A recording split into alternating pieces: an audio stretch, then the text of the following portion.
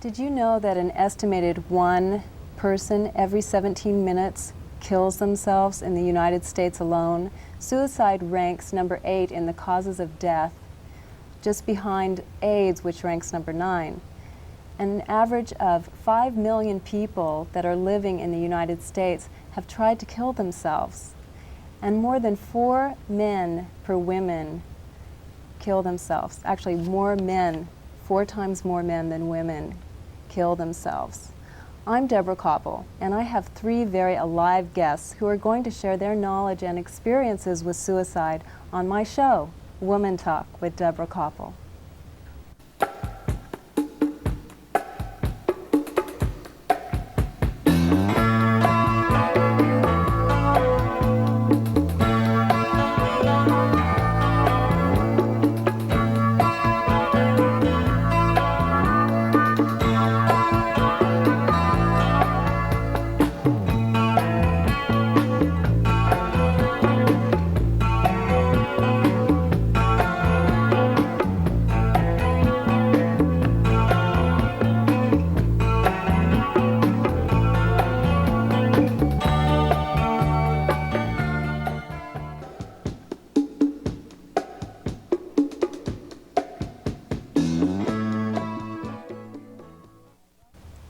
Hi, welcome to my show, Woman Talk with Deborah Koppel.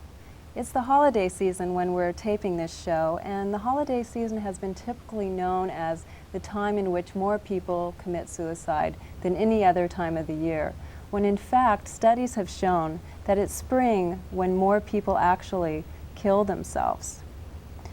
Why is that? Why does that happen? I mean, most of us have had our lives touched by somebody that has either committed suicide or knows somebody that has, and we're left behind. And we're all victims of suicide survivors.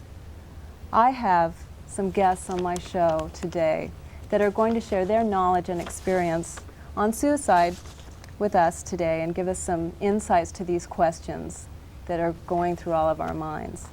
I'd like to welcome first and foremost expert Dr. Rosemary White, who is the clinical director of the Institute of Suicide Prevention Center in Encino, California. Christine Redlin is a suicide survivor of a sister who took her own life at the age of 25. Christine and her brother Richard are producing a play called Carol's Eve, a comedy on the ledge, which has the theme of suicide. And then we have Scott Lewis, and Scott is program manager at the Los Angeles Suicide Prevention Center, which is actually a division of the Los Angeles Family Health Services.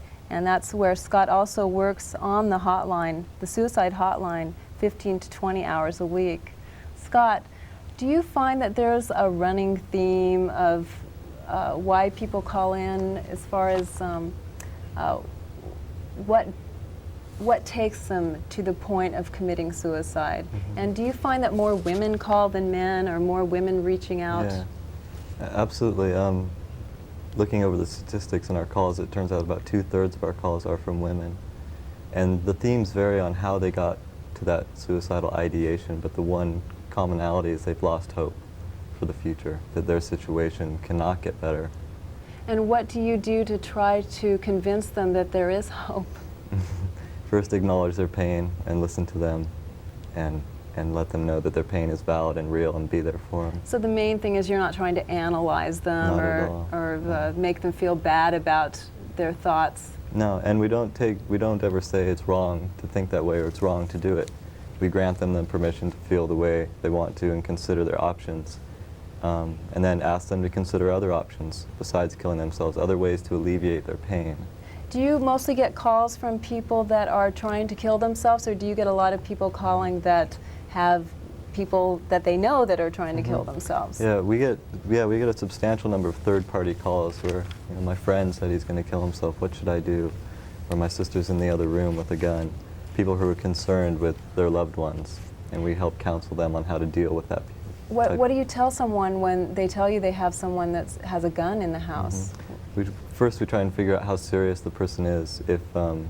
if they've tried to kill themselves before, what types of threats they're making, if they do have the means to kill themselves with them, if they've set a plan, so that we kind of assess their lethality to see how serious the threats are. And if extremely serious, we advocate emergency services be sent. Now, Scott, you've worked the suicide line for 2.5 years, and how do you yourself keep yourself from getting too emotionally involved? It's entering the program. We're taught to realize that it is that person's decision. So if they do kill themselves, that's their decision, and I'm not a part of that. If they decide not to, it's also their victory. We don't save anyone, they save themselves. And that way, if they do kill themselves or the call goes bad, it's not my responsibility, it's the caller's. Do you get anybody calling you back, thanking you that they saved your life, that you saved their life? Yeah, we get a number of thank yous and people writing us letters and mentioning us, and that keeps us going. That must really fill your heart and keep you going. Yeah. Do you then offer them a support group through the Suicide Prevention Center, or are there other ones that you refer people to? We'll be putting some names up at the end of the show of places that I gathered, but maybe you'll have some to add to that list. For survivors specifically, there are certain groups that operate in LA, and then we have a large referral bank for any sort of crisis situation, whether they need counseling or shelter or job training. Rarely is there a situation someone's in where we cannot provide them an option, the next place to turn for help.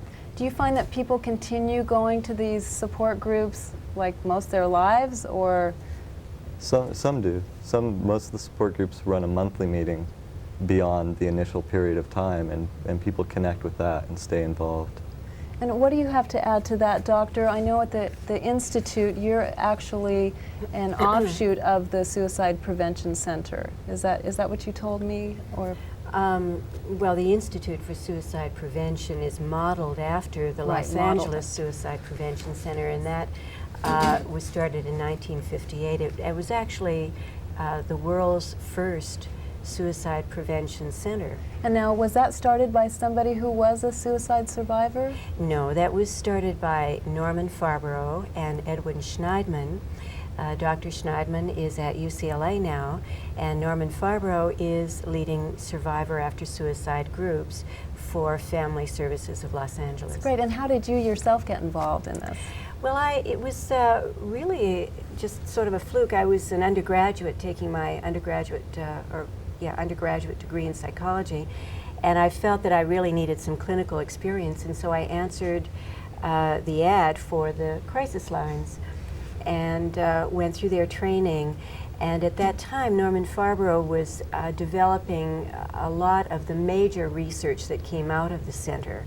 And I got very interested in the research and decided to stay and became part of the core staff there and did my doctoral research there. At that time, he was starting drop-in groups for suicidal people who came directly by referral off of the crisis lines. And that was something that was really unheard of then. Wow, that's great. And so how long has this, the Institute been around? The Institute is 4 years old. It's incorporated. It's a nonprofit agency. And it's located in Encino? In Encino. Mm-hmm. And I have that address also that will be up at the end of the show too. Do you find in your studies and experience any answers to why more men commit suicide than women? Do you find that more women attempt to commit suicide than men, or tell me more about that? Well, traditionally, I think that culturally, we're all changing. The sexual stereotypes are changing now, but in the past, men, of course, were trained to be very upstanding and strong and unemotional and very self-contained, and so they didn't really talk about their feelings, whereas women had permission, society's permission to talk on the telephone, gossip with their women friends, right, and so probably forth. like more women actually call the hotline than men. And did you say that you found more women attempted suicide than men? Yes.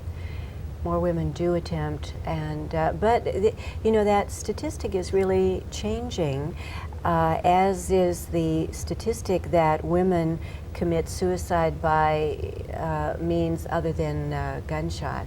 And we're finding nowadays that there are a lot of women that are using guns. And that's probably happening more now that women are out in the workforce more, Yes. and doing more masculine things. So that's interesting. What do you have to add to that, Christine? Your sister, Lori, committed suicide at the age of 25, and she was a fashion model and seemed on top of the world. And how old were you when this happened? I was about 11, and she got involved with, I guess you'd say, the wrong group of people, but also in that she was addicted to drugs and alcohol, mostly drug addiction in that time. And she was also, you know, wasn't really happy here. And again, it's that deep despair that we all feel like we could, hopelessness. Did that she could ever be happier share any somewhere of her else. feelings of hopelessness with you yeah, or your family? she sure did. But at that time, there wasn't a lot of, you know, personal growth, self-help, family counseling type programs available. Plus, my folks are older. That's the older generation, and it was harder for them to accept the overdose. And So it was an overdose. Yes, it was an overdose of pills that she took, and the combination thereof affected her system, and she went. Did she leave any kind of a note behind or anything? She didn't leave a specific note like "this is the night." I mean, there were other attempts that she did. My brother helped her, you know, get through those attempts. They were with pills again, and there were, you know, letters and journal entries and just talking to people about, you know, her feelings, and it wasn't real specific. But of course, we all know that, you know, folks that are unfortunately suffer from the disease of addictions, they're like, it's a slow death, just constantly, you know, every day they're in pain and they're wanting to get away and go somewhere where And pretty it's soon less. you almost feel used to them being that way. Right. So right. you don't really notice any kind of subtle changes or anything. I mean, she's absolutely gorgeous. I mean, she was a fashion model, and she was, you know, very well loved. She had a lot of, you know, high energy, and she was Was she the outgoing, but oldest in your family? She was the oldest. Yeah, she was the oldest, and it was very hard on my folks. You know, I mean, they just for a couple of years, you know, they couldn't really accept the fact that she went, and it was a combination of also in her efforts to maybe get to the bathroom to maybe, you know, get something out of her system, if you will. She did. So she was bulimic also? No, she just to get rid of what she did, like trying to counteract what she did, you know, as far as the combination of all the pills. Oh, I see. So I don't know if I want to say that word, but how about if I do the gesture and everybody would understand what I'm saying? In any regard, she stumbled on the way in, and she did fall and hit her head. And for the longest time, my folks didn't want to believe what the report said. You know, and there's nothing against them. I love them, and they're They just incredible wanted people. to think that she had an accident. Right, that she had an accident and that she really had just fallen, and that was it. Did you or your family ever seek any help with support groups or anything? Not really. I mean, there were some other areas, you know, other problems in the family, dynamics that we were wrestling with. But I happen to know you and your brother, and you had, after eight months after this happened, Richard, your brother that you're producing this play with, had his accident, which left him paralyzed from the waist down. Yes, it was really, really intense. And I mean, I don't want to out-tragedy people because everybody has their degree of pain, but it was really a heavy situation for the family. It upset my folks so much because their children, I mean, my mom loses her oldest child, and I've never been a mother, you know, myself. And then, of course, the second one down the line, it happened to my brother who was working on a job in an oil refinery in downstate Illinois, and he fell from the equipment up on top. And you know, they told Rich he'd never get out of his wheelchair again, and he's walking out today. He's incredible, and he's an actor, and he's producing this play with you. And the run of the show is dedicated in the memory of my sister Lori Redlin, which is a real beautiful gesture, and it was offered to us, of course, by the playwright. So and she did said she'd be Laurie's suicide initially inspire you to get involved in this play, or had you already known this playwright? We had known the play existed when the playwright approached my brother, who's also has one of the roles in the play, the role of Michael, who actually is an ex-biker who has a near-death experience and becomes this kind of spiritual journeyman, or tries to be one, right? And anyways, she researched, the character, and we talked to him about, a bit about his feelings of what happened with my sister and what have you, and did. Do you that feel with like others. there's a lot of unresolved pain within your family? And I feel like I didn't have the proper mourning process. I feel that it was just kind of this traffic cop mentality, move it along, everything's fine, we'll get through it. And you have to, and you suddenly become this dynamo, strong family, you have to be strong. so many people that have gone through Yeah. tragedies just feel like, I must move forward, Yeah. gung-ho, Exactly. and leave it all behind. But then eventually it starts coming up on you. Yeah, and As it's I'm more sure the more doctor- sadness, and it's just confusion as to why, my folks couldn't be there more. Again, what everybody wrestles with is why couldn't they help? But like you say too, if somebody makes it, then that's their victory that they made it. If they go, it's their choice that they went. It really has nothing to do. Although I believe that people need to take responsibility for themselves and for one another, and we do need to talk to each other so we can reason things Right, out. it all and that's- sounds good to say, but Mhm. actually going out and letting these feelings out, Yeah. which I'd like to take to you, Doctor. How do you deal with suicide survivors, as we call the people left behind? Well, it's interesting what you're saying, because we have people coming into the groups from 20, 25 years after the event, and they didn't really deal with it then, and they put it aside and stiff upper lip, and they went on to deal with their lives, and then sometime later they find that their lives are falling apart, and it's because of what they haven't dealt with, and so they come back and they go through the Survivors Program and begin to really allow themselves to mourn. And I think that it's very, very painful, but it is so necessary to come through that, because if you don't ever mourn properly and come through that process of being angry with the person and being guilty that perhaps maybe you've done something that would have precipitated this, and work through that, you'll never come to accepting the fact that they are gone, but you have these marvelous memories, and that you can have that person with you forever by the beautiful memories that you retain, that won't be colored by all of that other stuff. So really, whether you face it or not, usually the long-term effects will catch up with you eventually, Yes, and you really absolutely. talk your people into getting in touch with that and Yes. getting it out. Do you find even people that had lost a loved one at a very young age and thought, oh, this is okay because I was so young, I hardly remember the person, I happen to have a friend who lost her father at a very young age and didn't even know him that well, but I think there's like a haunting feeling about this situation that's there. Well, I'm going to change these stories just a little bit, but I was in touch with a young woman who, at the age of 3, her father committed suicide by gunshot, and that was a family of 7 people. She was the youngest, and the whole family never talked about it. They never dealt with it. They went through the funeral, and then they just put a lid on the whole thing. And when she was around 24, she decided that she would go back and talk to each one of the family members, and she did. And it came out, it's very moving. It came out that everyone had very deep feelings about it. What do you think facilitated her to finally make that step and reach out? Did something kind of come up on her, or did she just... Well, you know, I think Did that... she describe it to you at all? If people don't deal with that event in their lives, they lose that person.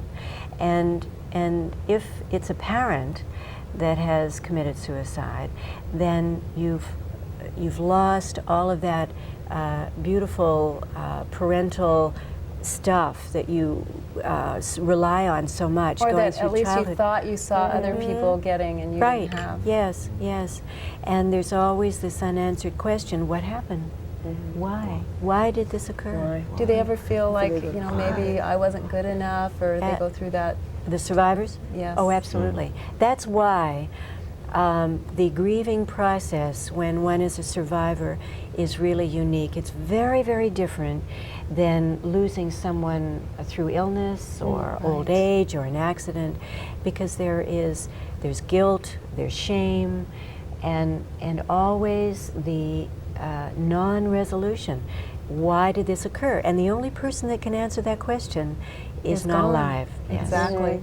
And society, in our society, people really don't talk about suicide. It's like a shameful thing. Yes. And it's been made against the law. Yes. You know, so people that have attempted to commit suicide that aren't successful, they feel worse about being alive still than not completing it. And how do you deal with them getting over feeling like a downcast in society? And Well, when I was at the Los Angeles Suicide Prevention Center, I ran a socialization group, and it was called the YES Group, Your Effectiveness Session. And it was for high-risk suicidal persons who had made multiple attempts and had been hospitalized for severe depression. And the group was formed because when people go into that severe depression, they start cutting off their lifelines, their social lifelines, and they will withdraw further and further until they completely shut out everything and everyone.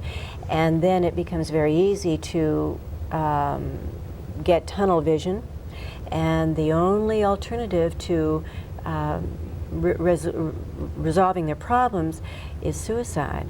So the group itself pushed them really into social contact. right, And I think that is very, very important. to be around other people and talk it Yes. out. Yes. How do you get people that have tried to kill themselves to regain their sense of humor about life? Or don't you think that's really important?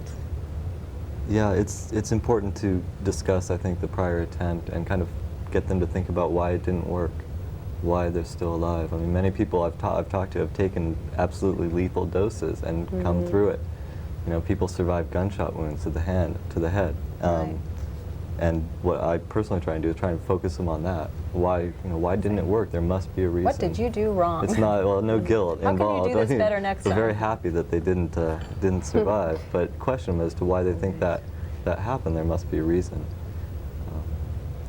But humor can play a part. I mean, And I think too, you know, it's real important, Rosemary and I were talking a little bit before the show, is that you need to go through your pain in life, you know, just even as living, as a person. I mean, you can't kind of play dodgeball and avoid your feelings, because it will catch up to you no matter what, even if it's something pertaining to life itself.